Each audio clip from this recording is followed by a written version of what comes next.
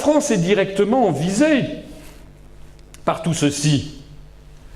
Directement par l'affaire catalane. Si vous allez sur Wikipédia américain, vous découvrirez ce que c'est que les pays catalans, Catalan countries. Vous avez vu, c'était marqué sur les trottoirs, là, hein, comment dirais-je, les tags. Les Catalan countries, c'est marqué sur Wikipédia en américain, State Administration, administration d'État provisoire, entre guillemets, hein, Espagne, France et Andorre. D'ores et déjà, on sait quel est le nom qui a été attribué au département français des Pyrénées-Orientales, qui fait partie de la Catalogne historique. C'est Northern Catalonia, Catalunya Nord. Si vous allez toujours sur Wikipédia, vous verrez que déjà on le mentionne, Northern Catalonia. C'est plus le département des Pyrénées orientales. Là, c'est le représentant du parti de gauche catalan qui a un représentant à Perpignan, interviewé par le journal des Pyrénées-Orientales à Perpignan, qui s'appelle L'Indépendant. Donc l'ERC, Gauche républicaine de Catalogne. Le journaliste français demande « L'ERC national fait-elle de l'ingérence au nord ?» Au nord, c'est-à-dire dans le département français des Pyrénées-Orientales, qui est français depuis le traité des Pyrénées de 1659. Ça fait quand même à peu près 350 ans. Le porte-parole réfute. L'autonomie de RC Nord est totale, elle a sa structure administrative et ses propres dirigeants. Et bien sûr, ils sont présents dans l'exécutif national et au Conseil national. Mais je rappelle que la nation complète, la nation catalane pour nous, n'est pas uniquement sur le territoire de l'Espagne, et nous pensons que l'indépendance de la Catalogne est possible. Donc il ne réfute pas du tout, il confirme. L'autonomie de RC Nord répond de toute façon à une stratégie politique, et voilà ce que dit ce représentant. Viser l'indépendance est plus facile dans le Principat, c'est-à-dire dans la partie espagnole, mais nous ne renonçons pas à réaliser cet objectif en Catalogne Nord. Il faut savoir que le département français des Pyrénées-Orientales a à sa tête d'ailleurs une coalition avec des Verts de EELV, et que ce Conseil général des Pyrénées-Orientales a une collaboration active et d'ailleurs inconstitutionnelle au regard de la Constitution française avec les indépendantistes catalans.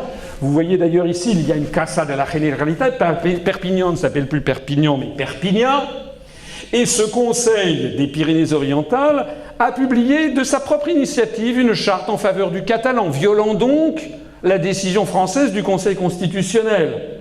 Dans son préambule, voilà ce qu'explique le Conseil général en question, qui est quand même une collectivité publique française, d'un département français. Département depuis la Révolution française, mais encore une fois, ces terres, depuis les terres du Roussillon, ont été acquises à la Couronne de France en 1659. Préambule, la langue catalane, née il y a plus de 1000 ans, constitue un des piliers de notre identité, du patrimoine et de la richesse du département des Pyrénées-Orientales, entre parenthèses, Catalunya Nord. Voilà une collectivité publique française qui reprend dans un document officiel adopté par elle la dénomination de Catalunya Nord, qui est celle des indépendantistes catalans qui ont dit que ce pays devait revenir à une Catalogne indépendante. En premier lieu, il convient d'affirmer que la politique de promotion de la langue catalane ne se fait pas au détriment de la langue française. Bah tiens donc! C'est sur la foi de ce genre d'antiphrases et de mensonges éhontés que se bâtit toute la construction européenne et que vont de concessions en concessions. On nous a expliqué que supprimer toutes les protections aux échanges était une chance pour notre industrie. On est en train de détruire toute notre industrie. On présente systématiquement les pires calamités comme des chances. On minore systématiquement... C'est ce qui est arrivé, vous vous rappelez, Madame Santamaria? Pendant 10 ans, 15 ans, on a expliqué aux Espagnols, mais non, ça ne menace en rien. La langue castillane, ça ne menace en rien l'unité nationale. C'est ce qu'ils disent d'ailleurs nos amis, nos concitoyens du Conseil général de Pyrénées-Orientales. La reconnaissance du catalan et le bilinguisme ne remettent pas en cause ni l'existence ni le caractère officiel du français. Elles ne menacent pas l'unité nationale. Pas de peau. C'est exactement le contraire qu'avait déterminé le Conseil constitutionnel, qui avait dit que ça menaçait justement l'unité nationale. Et c'est d'ailleurs contraire à l'article 2 de notre Constitution. Le même Conseil général poursuit la reconnaissance du catalan et la politique linguistique en faveur du bilinguisme se base sur les principes universels de respect de la diversité et de l'égalité entre toutes les langues tels qu'ils figurent dans la Charte européenne des langues régionales. Et nous y voici. Et on revient sur ce document. La protection des langues régionales ou des minoritaires historiques de l'Europe dont certaines risquent au fil du temps de disparaître, etc. Le Conseil général se félicite donc de l'appui qu'apportent les députés espagnols par le vote d'une motion à la demande récurrente de ratification de la Charte par la France. C'est-à-dire que les députés espagnols ont demandé que la France ratifie la Charte des langues minoritaires, mais de quoi se mêle-t-il ? Et donc ils trouvent des appuis en France pour trouver que c'est très bien, ces mêmes appuis qui d'ailleurs ont parti lié avec les partis indépendantistes catalans. La République française accepte d'ailleurs déjà que l'on bafoue sa souveraineté. On trouve en France sur Internet ces petits autocollants à mettre sur ces plaques d'immatriculation. À la place du F, on a 66 avec marqué País Català. Ça, c'est la mauvaise nouvelle. La bonne nouvelle, c'est que ça ne se vend pas, puisque vous voyez que c'est bradé, c'est soldé. Il est actuellement soldé à 2,50 €, alors qu'avant, normalement, il était à 3 €. Parce que ça ne se vend pas, parce qu'il n'y a pas de demande. Il n'y a pas de demande.